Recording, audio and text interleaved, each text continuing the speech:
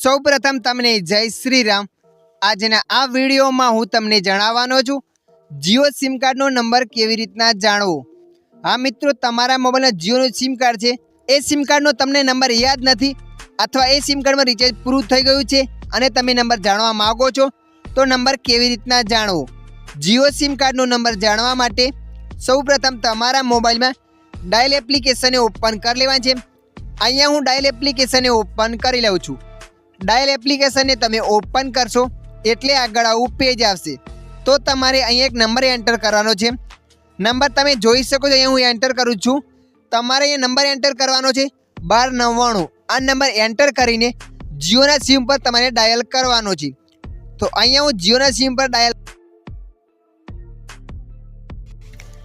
તમે જોઈ શકો છો, અહીંયા ઓટોમેટિક કોલ કટ થઈ ગયો છે।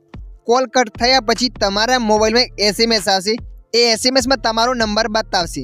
તમે જોઈ શકો છો એ એસએમએસ આવી ગયો છે। તો હું અહીંયા એસએમએસને ઓપન કરી લઉં છું।